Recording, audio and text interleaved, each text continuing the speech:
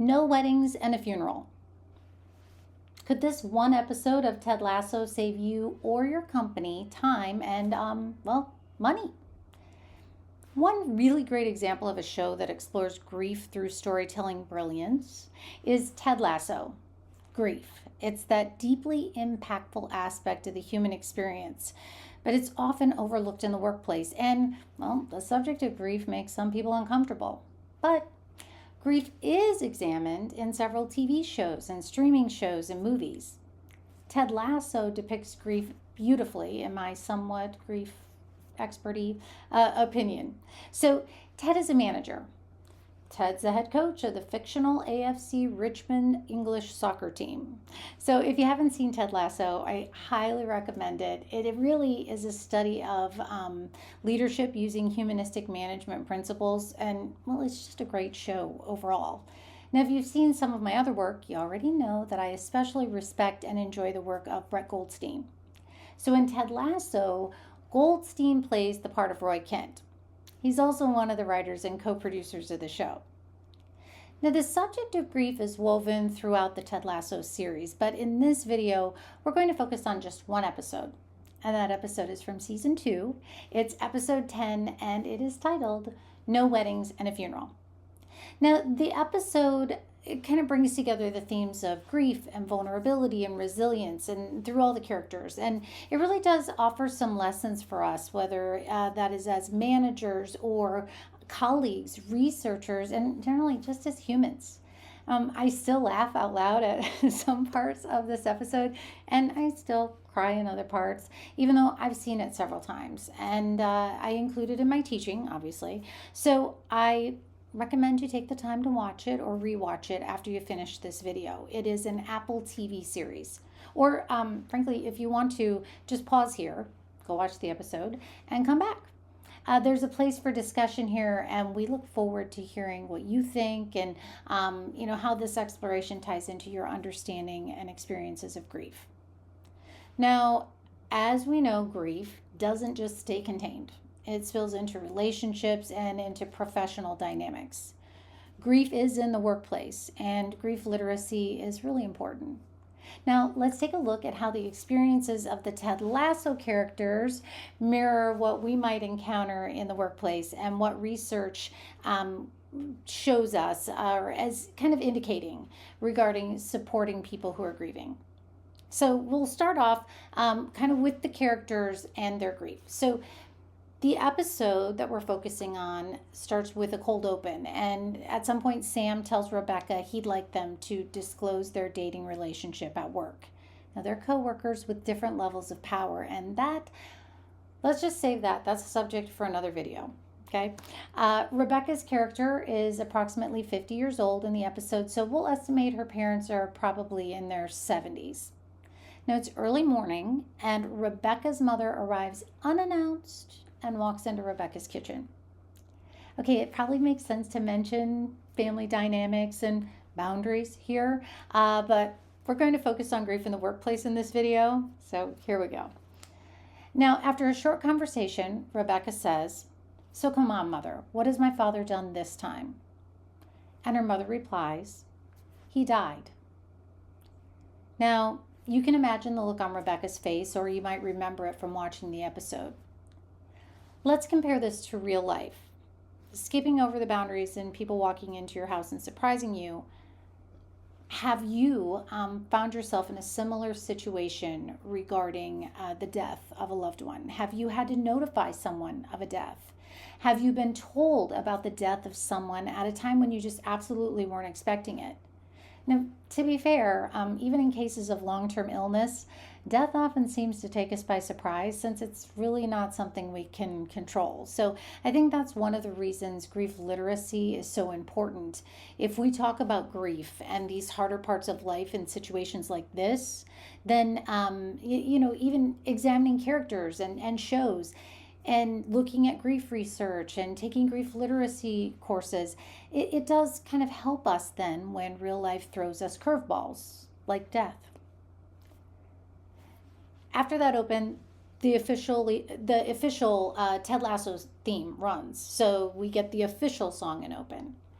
Then the characters' responses to the death of Rebecca's father, and really their responses to death and grief in general, in their complexity, in my opinion, very beautifully, play out on behalf of the writers' genius in the episode. So let's take a look at this, and let's just put out there that the experience of a death and the grief and emotions that accompany it are just unique, and they're individual to each person in real life, and we see them depict this very nicely in the show. And as we talk about this episode, let's please remember that there is no one size fits all with grief. However, there are commonalities between people. So depending on the dynamics of your company and your team, the death of a coworker's parent or other loved one will obviously play out differently. But the situation mainly depends on the company culture and the leadership. So here's how it went for this group of coworkers. So Rebecca is in essence at the top of the corporate chart. I mean, she's Ted Lasso's boss. She literally owns the organization, so she is everyone's boss, the boss. So, in parts of the episode, from an appropriate professional perspective, Rebecca does suppress her grief to maintain a strong front. And that's echoing what many professionals do in the workplace. But please do note there's a body of research that suggests that suppression of grief can lead to emotional burnout and reduced productivity. And we know that the leader often sets the tone for the team and the company. That's one of the reasons why we recommend people have access to tools to help them work through grief. Now, I have entire courses on grief in the workplace and lists of references and grief literacy resources. So if you're interested, you can find the links in the notes. Rebecca's eventual vulnerability with several characters in the episode reminds us that acknowledgement of grief is a necessary step toward healing. I also think it's important to acknowledge that Rebecca's relationship with her father was complicated. And adding to that, I think you might agree that the relationships of many people with their parents and with their children are complicated. It's that whole, being human thing. So in other videos, we do go into how the death of a parent might take us to a place of examining our belief systems, how we relate to authority figures and our relationship as an authority or our relationship to work, especially if we haven't done that kind of personal exploration prior to the death. That might come up. So if you're interested, you can look at some of the courses I have, but we won't go into that here. Let's also, though, to add to situations, let's remember that the workplace is filled with multiple generations, all working together, and people in the U.S. come from a variety of backgrounds and belief systems. One other note, according to the CDC, the average life expectancy in the U.S. in 2022 was 74.8 years old for males and 80.2 years old for females. So those are just averages, and we know many variables play into how long someone might live. But the reality is, and I'm going to add this with a little bit of humor here, particularly because this is uncomfortable for some folks. The one thing that we all have in common is that not one of us is going to get out of here alive. So additionally, that means we're all likely going to experience the death of a loved one. So like Rebecca and Ted Lasso, our coworkers might experience the death of their parents. You may have experienced it. Again, that experience often includes things like managing end-of-life care, funerals or other rituals, dealing with the possessions of the deceased, settling estates, which takes on average 24 months these days, and the care of maybe a remaining elderly parent. And also we have sandwich generations with elderly parents and young children. So the list goes on. Now, we're talking about the characters in Ted Lasso and how the situations relate to real life experiences. So I want to remind you that these are fictional characters. And in fact, the character of Rebecca, she's incredibly wealthy on the show, and she owns a soccer club and she's the boss. Her parents also seem to be wealthy. So it seems Rebecca's character has privilege on many personal and professional levels. And I say this just to urge you to have grace for your coworkers who have to manage the death of a parent or any other loss and balance work. We don't know the financial situations of people, and we don't know what social or community supports people have access to. The research is saying only about 50% of Americans have life insurance, and the policy payout amounts vary. So, the idea of adequate life insurance also varies depending on situations. And we also know the hierarchy of a company allows some workers more privilege when it comes to grief and managing, outside tasks. So, let's get to Ted Lasso in this episode. Now, this is a spoiler alert. So, if you haven't watched the episode, you've been warned. Okay, Ted had a panic attack while preparing to attend the funeral of Rebecca's father. So the scene shows Ted dancing to a song and putting on his shirt and tie, and then the camera pans over a photo of Ted and Nathan embracing after a big win. It was signed by Nathan. It was had a message. It was given as a gift, and Ted maybe seems to be a bit of a father figure there. And then a photo of Ted's young son is shown, also giving father figure vibes again. And interestingly, the song that's playing is a song Easy Lover. And the line that says, "You're the one that wants to hold her and control her," plays as Ted has a panic attack. Now, this is just my opinion, but I'm guessing that a message about trying to have control over a situation and then the depiction of a panic attack was no accident, especially knowing, how these creators really think through things. So, seems kind of genius, because we're so often told in the workplace and just in life in general that we need to have a plan, that we need to be in control. But death is one thing we just can't control. We really can't control when or how people die, and that seems to make many of us uncomfortable. Now, in the episode, Ted calls his therapist and she does a house call. Again, this is an Apple TV show. It would be fabulous if we all had that level of access to mental health support. However, I commend the writers and team on Ted Lasso for normalizing mental health care and for allowing people to watch Coach Ted Lasso work things out in therapy sessions.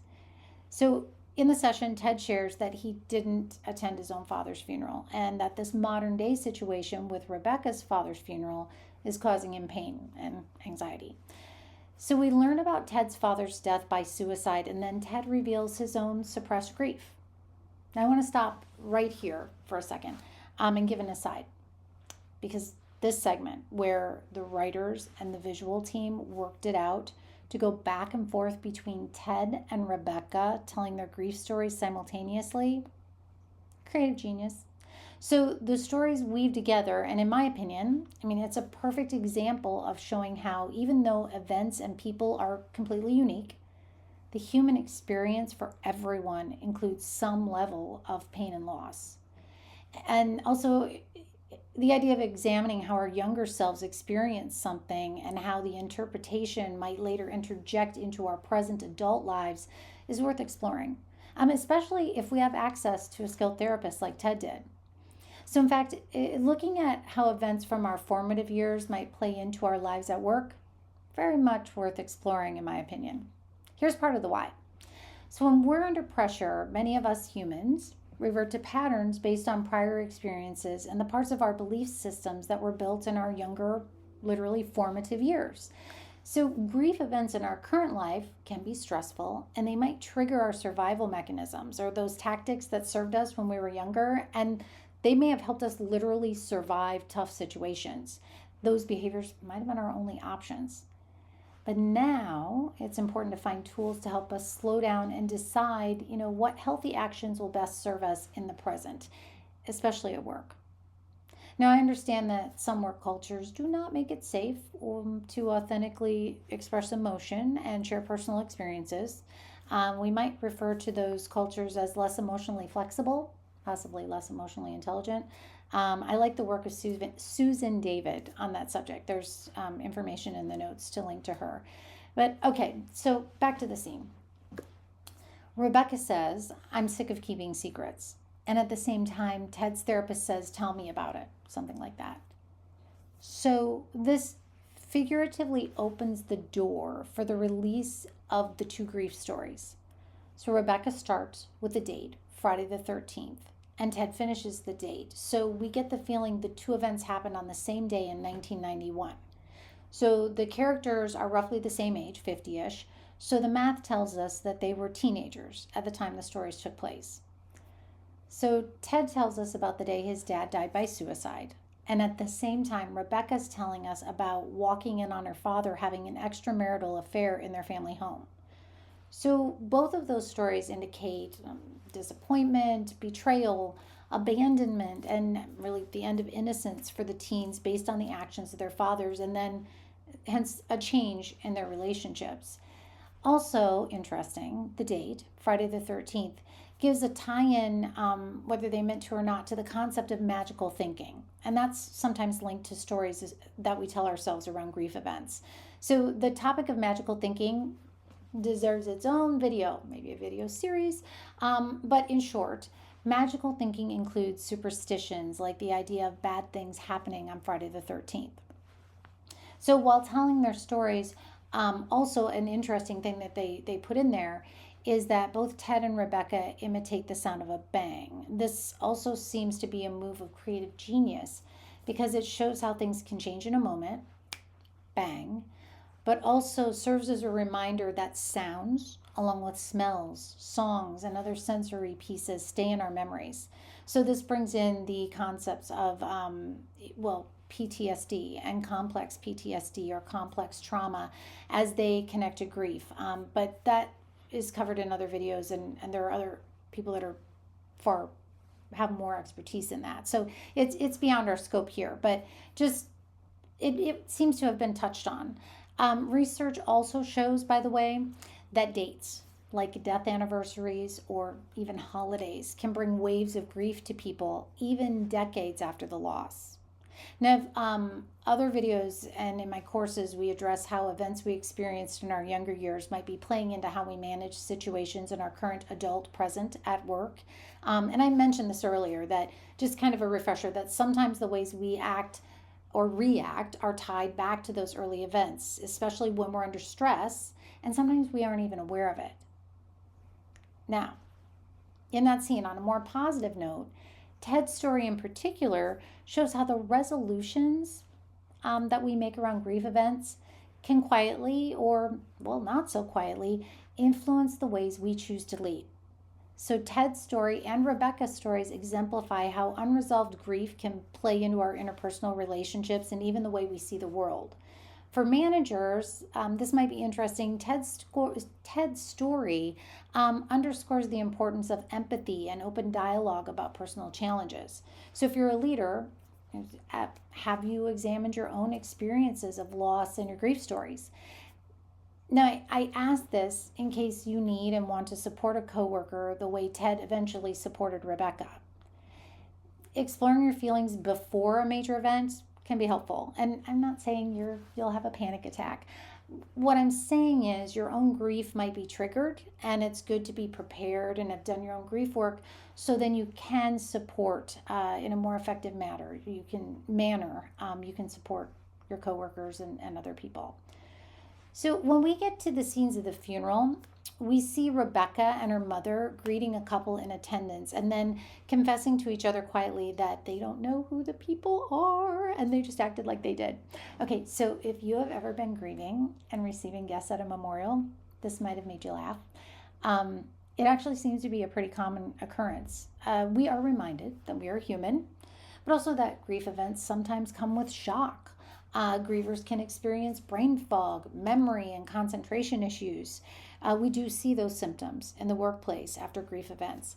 Also, let's be real, sometimes random people do attend funerals, and grievers often don't know all of the aspects of the deceased person's life. I have a video about the grief group in the show Dear Edward, also on Apple TV, and that subject is addressed in that video. So we'll put a link to that in the notes as well. So another point that brings us close to real life experiences, Rebecca's ex-husband, Rupert, and his new wife and baby attend the funeral. So this is, example of the complicated and sometimes painful relationships that come back in or arise in association with having to attend this type of event or go through this situation. There's another hiccup moment that comes when the team arrives and each member says, "I'm sorry for your loss." And then Nathan tries to say something unique, and it goes poorly. And all I can say is, we see you, Nathan. I mean, have you been there?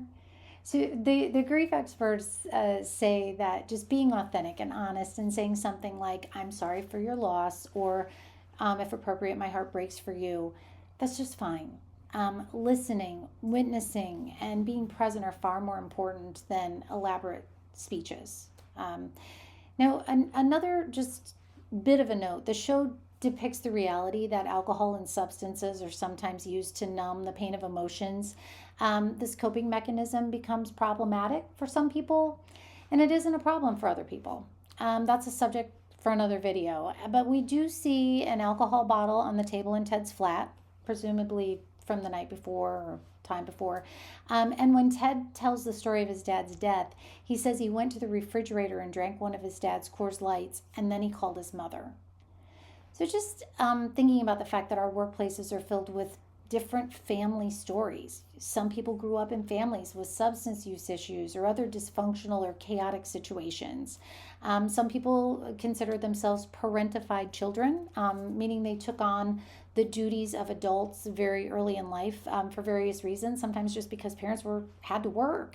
So the Ted Lasso episode doesn't really elaborate on this path, so I won't either. But just a note, and now we'll move on.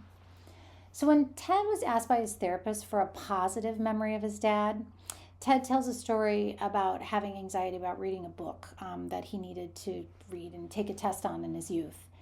Well, his dad read the book and then told Ted about it on the way to school, and Ted got an A on the test. So Ted said that his dad stayed up all night reading while he let Ted sleep, and these are kind of Ted's words, because he didn't want his little boy stressed out about some silly, stupid test or stupid, silly test. And then Ted ends the scene almost sounding like a teenager. He said he was angry at his dad, and then his dad was gone. But then Ted gives us this gem of a quote. Here's what he said. And I knew right then and there that I was never going to let anybody get by me without understanding they might be hurting inside, you know? Because life, it's hard. It's real hard. Now, that's an example of how a situation, often a grief event, becomes a building block for how we behave in life. In this case, we see a bit of Ted Lasso's leadership and life philosophy. Now, here's another quote from the episode. This one's from Rebecca's mother. She said, "What's more important, being loving or being right?" And she also said, "All these years I thought you didn't feel anything for me. I'll take your anger over your indifference any day." Now, Rebecca's mother also says, more than once actually, "Once I love something, I love it forever." These are just interesting ideas to think about as we explore how thoughts and beliefs differ, or maybe how they're passed from person to person or even generation to generation. Now, there's a recurring theme that I find worth mentioning, and that is the idea of how to act on a funeral day. So people kept telling the women who are laughing and talking loudly in the church to be quiet. And this seems to be based on culture and custom, and it's interesting to contemplate. I have also been there, so I laughed. I have been the loud person, and I have also been the shusher. Now, how about you? Here's a quote from Rebecca in one of those scenes after they were shushed. "Sorry, terrible behavior." You know, it's interesting to think about the ideas of good and bad behavior, and acting sad, which seems to be connected to quiet, versus loud, which might be connected to joyous. And they were in a church building, and that is a space for ritual. So there's a lot at play here. I don't think there are correct answers. I'm just putting this out there for you to just fodder for thought, things to think about. Now, also earlier in the episode, Rebecca's mother said a song, the Never Gonna Give You Up song, makes her feel happy. And Rebecca said, "Well, you shouldn't feel happy today." And her mother replied, "Well, you should feel happy every day, Rebecca. Do you want to talk about that?" So later in the conversation, her mother says, "You know, the old Rebecca used to love that song." So this integrates the idea that maybe we might grow and change, and there are newer versions of ourselves, especially after grief events, yet parts of us still exist. I am a big fan of internal family systems and the work of Richard Schwartz. There's also the idea of shoulding on each other that plays out there. I think both could tie in here, but I also think it's just too major of a side road. So I'll just bring us back to Ted Lasso. Although, speaking of side roads, Coach Beard and his girlfriend are very open in their discussion of funerals and why they love various aspects. He has her on FaceTime in the church, and they agree that they love open caskets. And I think that this demonstrates just another way of looking at things. Again, I think those characters show how thinking evolves, and cheers to those people that are like that in real life. Also, an entire video could explore Ted's thoughts and behaviors around his father's death, but I am a management scholar. I am not a mental health professional. So here's what I do know, or based on what we see, I think I know. The statistics and interviews in the US are telling us that about 1 in 5 adults are dealing with a mental health challenge. A number of folks deal with co-occurring substance use issues, suicide rates, and deaths connected to addiction, including those attributed to fentanyl poisoning, are on the rise in the United States. So I want to give you this term. It's disenfranchised grief. It was coined by Kenneth Doka. And it's in essence the grief that people don't feel is validated, or they don't feel comfortable or safe to talk about. And that disenfranchised grief seems to be all around us and in many workplaces. So we'll leave this section with the words of Ted Lasso's therapist. She said, "What happened with your father is a difficult thing for anyone to make sense of, especially his teenage son." And here are my thoughts. The idea of being compassionate with ourselves seems tough for so many of us. Please follow Ted's lead and get mental health support if you can whenever you need it. And please be compassionate with yourself. And please, please, please be compassionate with other people. Okay, moving on to some sass. Definite turn here. I noticed Sassy, Rebecca's awesome friend since childhood, talks with Rupert briefly at the funeral. And so Rupert is Rebecca's ex-husband and the villain, or the antagonist in the series. Sassy insults Rupert by saying she'll wear red to his funeral, and she makes a comment insinuating that there will be very few people at Rupert's funeral. So just some things, again, to think about. The idea that there are rituals and symbolizations around what we wear and what colors we wear to funerals, and just acknowledging how those beliefs, those symbolisms, they vary by culture. And then also, let's just think for a second about how the culture might place judgments around how many people attended someone's funeral as kind of an assessment of whether the person was good or if theirs was a life well lived. I just base these observations on what I see in U.S. culture, but just something to think about. Some of these stories we've been told, they're kind of funny, aren't they? All right, continuing on. So at the funeral, Rebecca sings the Never Gonna Give You Up song. She gets to the never gonna say goodbye, never gonna tell a lie and hurt you. There's so many layers to those lyrics, and now what we know about her story with her father. So the idea of forgiveness, or maybe simply changing the way we look at things in an effort to find resolution, comes up here. And someone could write a book on all of that, and well, actually, many people have written many books. So for our purposes here, let's just notice that instead of just picking up and singing the word goodbye when Rebecca seemed to falter in that line and she lost her ability to go on, Ted, in support, repeated the entire phrase, never gonna say goodbye. And then eventually everybody in the group joins in the singing. Then, this is just my interpretation, but based on the empathy and support she feels from her team and her community, Rebecca finds her power again. And then she comes back and she takes a position of leadership, and then she leads by singing a phrase, and then the group follows her lead and sings back. And then at the end, she thanks them. So this exemplifies what could happen in the workplace. Someone who is grieving might reduce their level of productivity, but then when they feel supported by their coworkers, together they get the job done.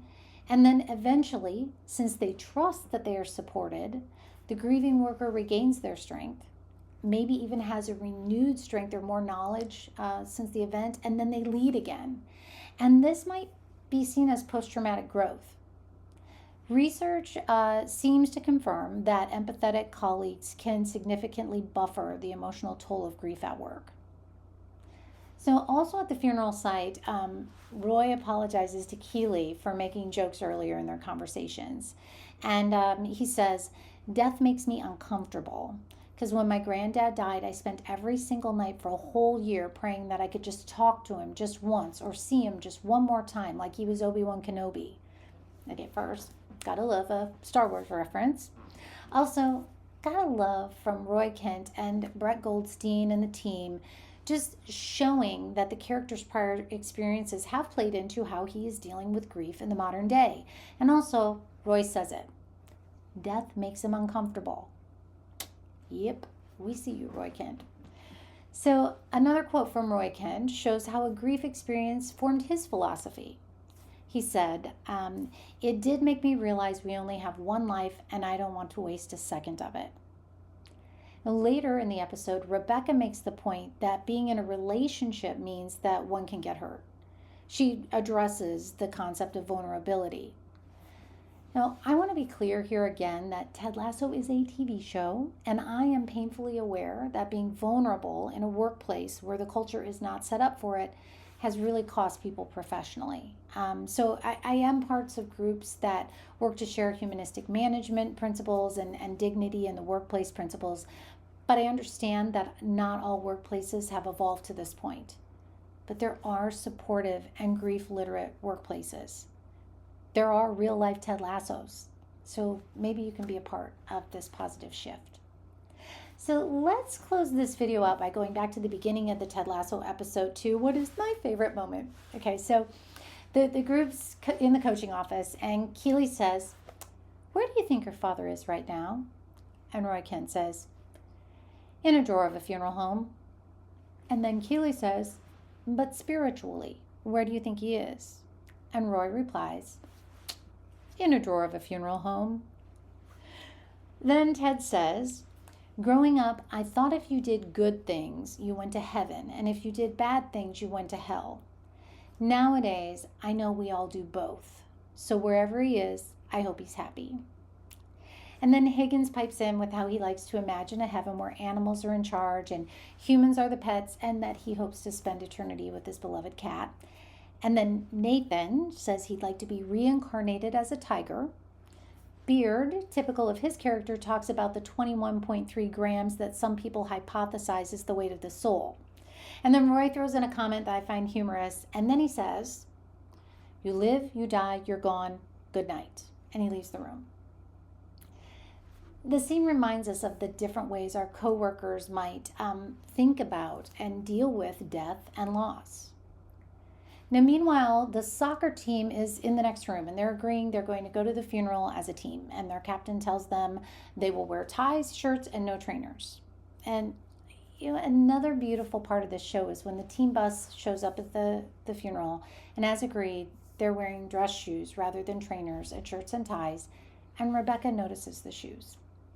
So one of the jobs I held in my interesting woven career history of leading to this point of being a grief researcher and speaking about grief literacy in the workplace, I was a funeral soloist, and I also helped people plan funerals on and off for about 15 years.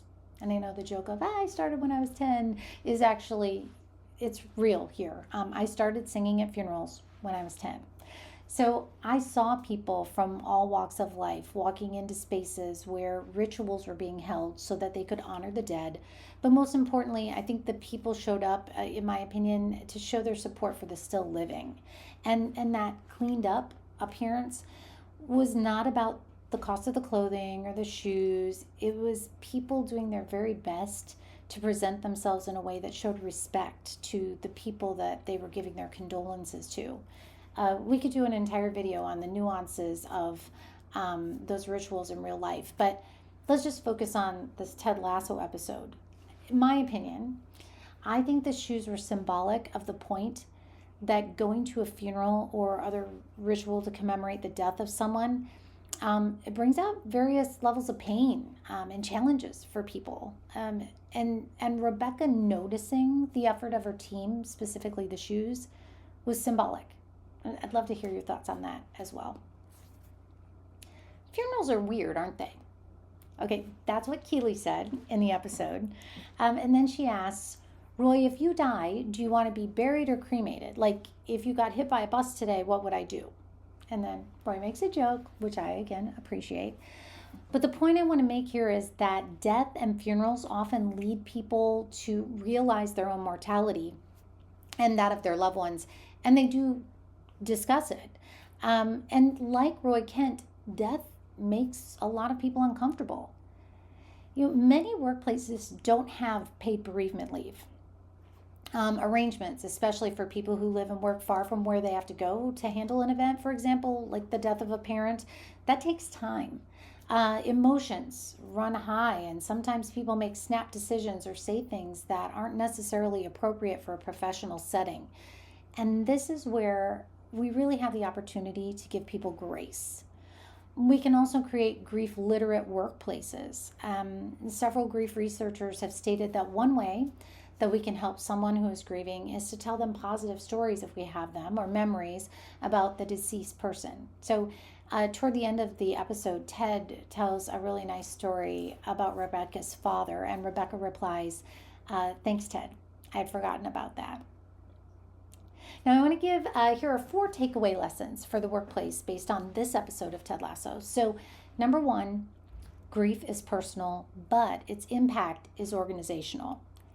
The studies do show that grief-related symptoms, including absenteeism and presenteeism, cost organizations billions of dollars annually. But beyond the numbers, grief affects team morale and relationships.